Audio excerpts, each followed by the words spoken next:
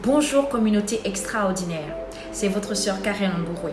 Je veux par cette petite exhortation et témoignage encourager quelqu'un à relever la tête, à ne pas arrêter de croire et à prendre conscience que nous servons un Dieu qui fait des miracles et qui est capable encore de faire des choses extraordinaires.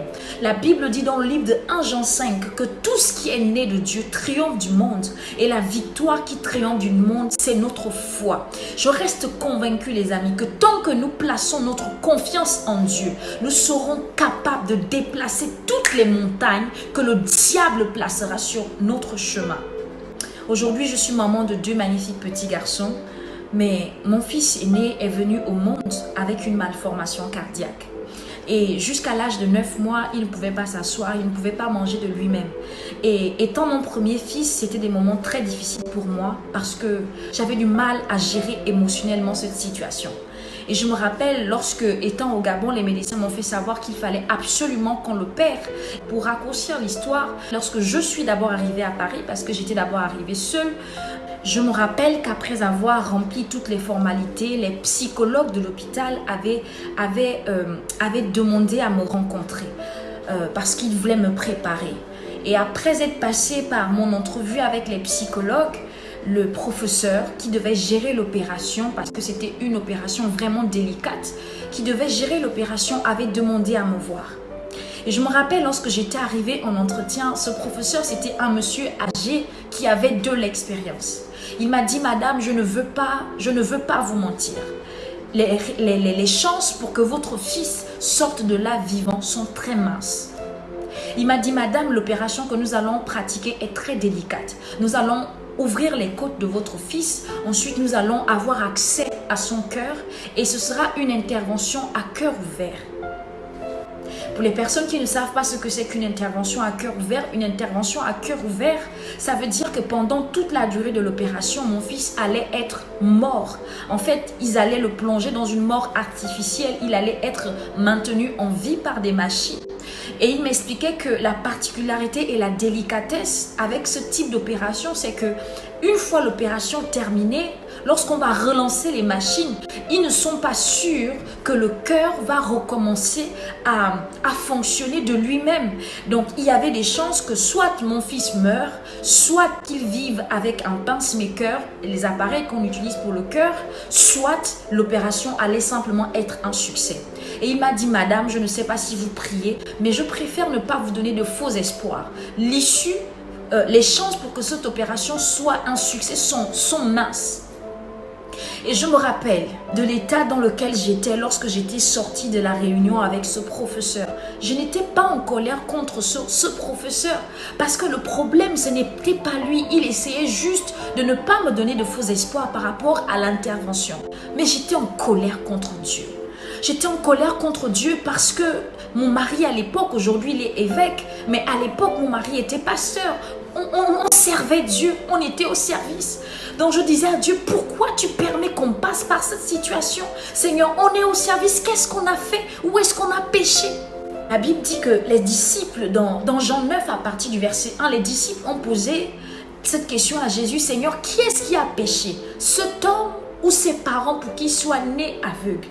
Et Jésus a dit à ses disciples que ce n'est pas que lui ou ses parents aient péché, mais c'est afin que les œuvres de Dieu soient manifestées.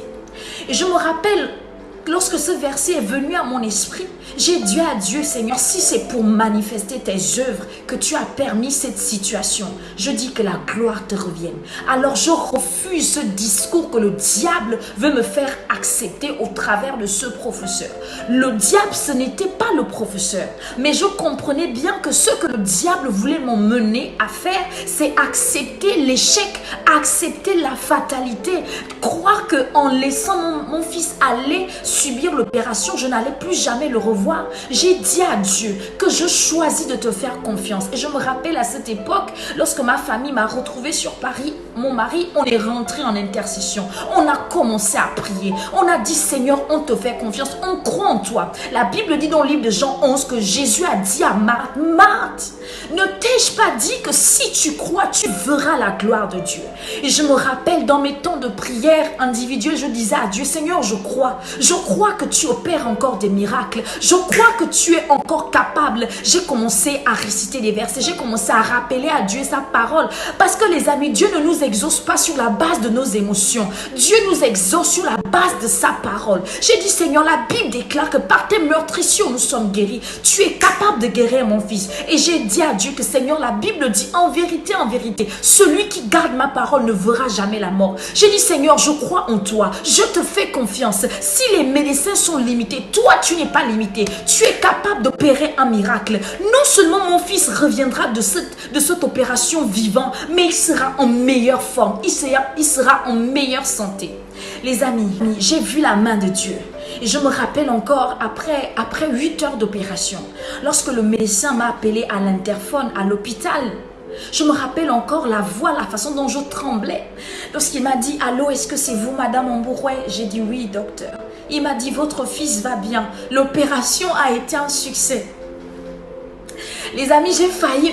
En fait, lorsque j'écoutais le médecin, je n'écoutais pas le médecin, j'écoutais Dieu. Je dis, ce médecin pense que c'est lui qui a opéré mon fils, mais ce n'est pas lui, c'est la main de Dieu, c'est le Dieu El Rafa qui a agi. Parce que ce gars-là, lorsqu'il me parlait dans le bureau, il n'avait même pas la foi, il ne croyait même pas que mon fils allait vivre. Et j'ai dit, Seigneur, sois glorifié. Le diable voulait me faire croire que tu es limité, mais je crois que tu n'es pas limité. C'est pourquoi je veux encourager quelqu'un et te dire, mon frère, ma soeur, Dieu fait encore des miracles. Notre Dieu est puissant. La foi est puissante.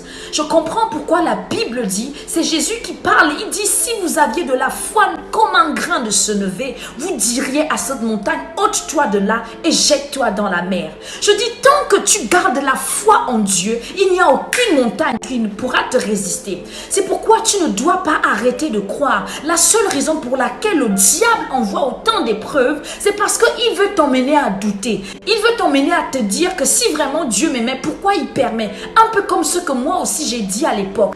Et je suis arrivée à la conclusion que si Dieu permet une situation difficile dans ta vie, c'est qu'il veut manifester sa gloire. Il veut démontrer sa gloire dans cette situation. Il veut tirer sa gloire dans cette situation qui te paraît chaotique, qui te paraît insurmontable. C'est pourquoi je veux te dire, n'arrête pas de prier. N'arrête pas de te tenir dans sa présence. N'arrête pas de lever la voix. La Bible dit que lorsque un malheureux crie à l'Éternel, il en délivre toujours. Et la Bible dit encore, si quelqu'un est dans la souffrance, qu'il prie. Mon frère, le remède à la souffrance, c'est la prière. Si tu es attaqué, si tu te sens attaqué, n'arrête pas de prier, parce que Dieu exauce tes prières et Dieu fait encore des miracles aujourd'hui. Que Dieu vous bénisse.